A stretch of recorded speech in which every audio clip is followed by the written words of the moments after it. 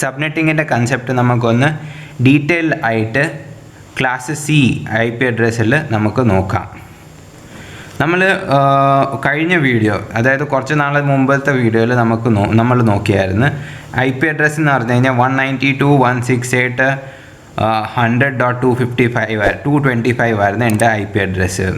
Subnet 255.255.255.0. അന്നേരം നമ്മൾ നോക്കിയായിരുന്നു ഈ 4 ഒക്ടേറ്റിനകത്ത് ഈ 3 ഒക്ടേറ്റ് നമ്മുടെ നെറ്റ്വർക്ക് റെപ്രസെൻ്റ് ചെയ്യുന്നത്. ഈ ഒരു ഒക്ടേറ്റ് എന്ന് പറഞ്ഞു കഴിഞ്ഞാൽ 8 ബിറ്റാണ് ഹോസ്റ്റാണ് റെപ്രസെൻ്റ് ചെയ്യുന്നത്.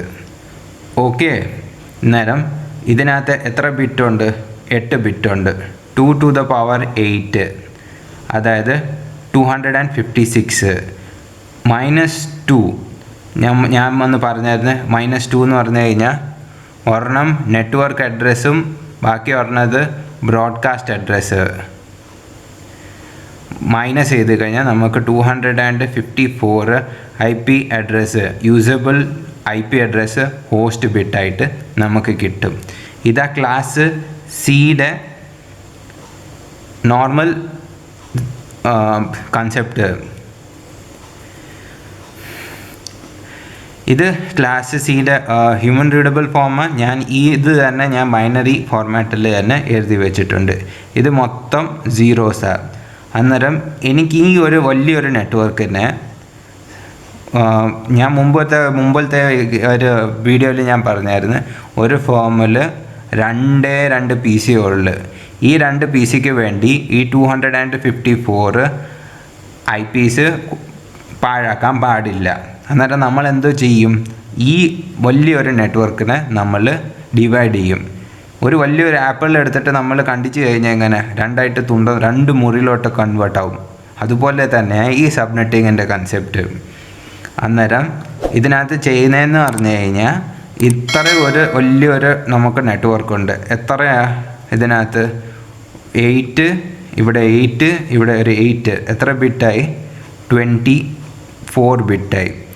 ഇനി നമ്മൾ ഈ വലിയൊരു നെറ്റ്വർക്കിൻ്റെ ഹോസ്റ്റ് ബിറ്റുണ്ട്. നമുക്ക് 254ൻ്റെ ആവശ്യമില്ല. നമ്മളതിനെ ഡിവൈഡ് ചെയ്യുന്നത്, 2 ഡിവൈഡ് ചെയ്യുന്നത്. അത് ഡിവൈഡ് ചെയ്യുന്നതെന്ന് പറഞ്ഞു കഴിഞ്ഞാൽ നമ്മൾ ഈ ഒരു ബിറ്റില്ലേ, ഹോസ്റ്റിൻ്റെ ഒരു ബിറ്റ് നമ്മൾ അങ്ങ് നെറ്റ്വർക്കിലോട്ട് അങ്ങ് എടുക്കും. ഈ ഒരു 0 നമ്മൾ 1ലോട്ട് അങ്ങ് മാറ്റും. ഇതുപോലെ ഈ ഒരു 8 zeros ഉണ്ടായിരുന്നു ഇവിടെ. അന്നേരം ഇവിടെ നമ്മൾ 1 അങ്ങ് എടുക്കും. ബാക്കി എല്ലാം 0. 1 2 3 4 5 6 7. അന്നേരം ഇവിടെ 1 എനേബിളായി. ഇപ്പം നമ്മുടെ കയ്യിൽ ടോട്ടൽ നമ്പർ ഓഫ് വൺസ് എത്രയായി? 24 ഉണ്ടായിരുന്നു മുമ്പ്. 8 + 8 + 8 അങ്ങനെ 24. ഇനി ഇതുകൂടെ കൂടുമ്പം നമുക്ക് എത്രയായി? 25 ആയി. 25 CIDR ആയി. CIDR എന്ന് പറഞ്ഞു കഴിഞ്ഞാൽ ക്ലാസ്ലെസ് ഇൻ്റർ ഡൊമെയിൻ റൗട്ടിങ്. ഈ കൺസെപ്റ്റ് എന്ന് പറഞ്ഞു കഴിഞ്ഞാൽ ക്ലാസ് ഫുള്ളായിരുന്നു. ഇതിനകത്ത് ക്ലാസ് പ്ലേ ചെയ്യുമായിരുന്നു. ഇവിടെ നമ്മൾ ഈ CIDR വന്നു കഴിഞ്ഞാൽ ഇതിനകത്ത് അങ്ങ് ക്ലാസ് അങ്ങ് പോവും. ഇതിനകത്ത് ക്ലാസ്സിൻ്റെ കൺസെപ്റ്റേ വരത്തില്ല സബ്നെറ്റിങ്ങിൽ. ഓക്കെ, അന്നേരം ഇത് നമ്മൾ 25 ആക്കി. ഇനി ഈ സംഭവം ഇവിടെ വന്നേം കൊണ്ട് ഇത് എത്രയാ? 1 ആയിരുന്നു. ടീക്കെ, അന്നേരം ഇതിൻ്റെ പുതിയ സബ്നെറ്റ് മാസ്ക് നമുക്ക് കിട്ടും. പുതിയ സബ്നെറ്റ് മാസ്ക് എന്ന് പറഞ്ഞു കഴിഞ്ഞാൽ പണ്ട് 0 ആയിരുന്നു. ഓക്കെ, ഈ സബ്നെറ്റ് മാസ്കിൻ്റെ ഈ ലാസ്റ്റ് അക്കം 255.255.255.0 ആയിരുന്നു. ഇനി ഇത് 1 ആയം കൊണ്ട് ഇത് ഇനി 128 ആവും. ഓക്കെ, 128 ആവും. എന്നിട്ട് പിന്നെ ഈ ഒരു വലിയൊരു നെറ്റ്വർക്ക് അല്ലായിരുന്നു, അത് പാതിയായിട്ട് അങ്ങ് ഡിവൈഡ് ആവും. അങ്ങനെ നമുക്ക് നോക്കുമ്പം 2 നെറ്റ്വർക്ക് കിട്ടും ഇതിനകത്ത്.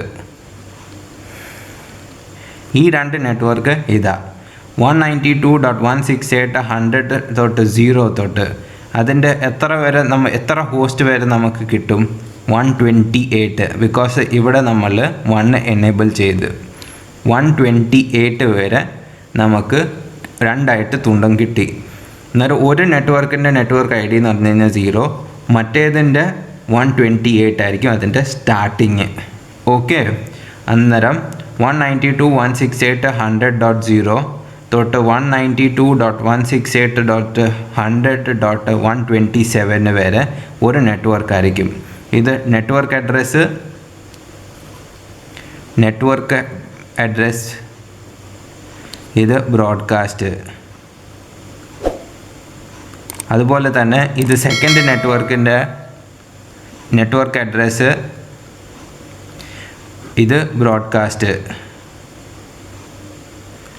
ഇതിനകത്ത് total number of valid host എന്ന് പറഞ്ഞു കഴിഞ്ഞാൽ എത്ര?